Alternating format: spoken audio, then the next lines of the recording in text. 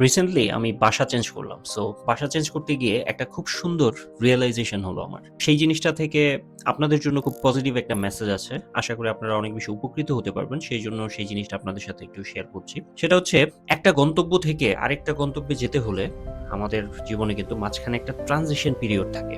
যেমন আমি আমার পুরোনো বাসাটা ছেড়ে যে নতুন বাসায় আসলাম, তো মাঝখানে কিন্তু একটা ট্রানজিশন পিরিয়ড ছিল। সেটা কিরকম?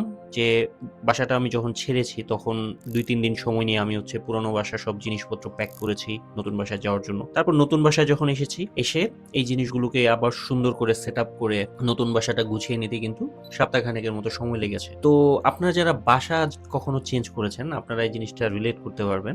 সেটা হচ্ছে এই যে মাঝখানের যে এই সময়টা সবকিছু গুছিয়ে ওঠার যে সময়টা, এই সময়টা কিন্তু মারাত্মক হ্যাকটিক, খুবই বিরক্তিকর, খুব খারাপ লাগে।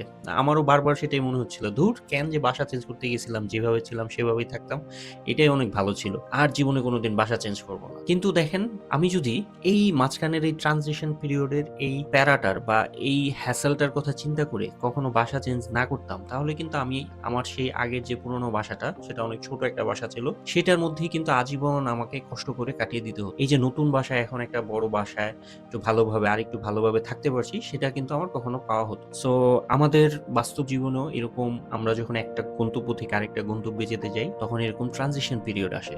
যেমন আমরা যখন পড়াশোনা শেষ করে ছাত্র জীবন থেকে কর্মজীবনে যাই, হ্যাঁ, মাঝখানে কিন্তু এরকম একটা কঠিন জার্নি থাকে আমাদের। সো আমরা অনেকে করি কি, এই কঠিন সময়টাতে অনেক সময় হাল ছেড়ে দেই, হতাশ হয়ে পড়ি। কিন্তু আপনাদেরকে আসলে এই গল্পটা এই কারণেই বললাম যে এই কষ্টের ট্রানজিশন পিরিয়ডটা একটু কষ্ট করে ধৈর্য ধরে মোকাবেলা করতে পারলেই তো আমরা আমাদের গন্তব্যে পৌঁছাতে পারি। সো আপনার জীবনে এখন যদি আপনি কোনো খারাপ সময়ের মধ্যে দিয়ে যান, আপনি মনে করবেন না যে আপনার জীবনটা এখানেই শেষ।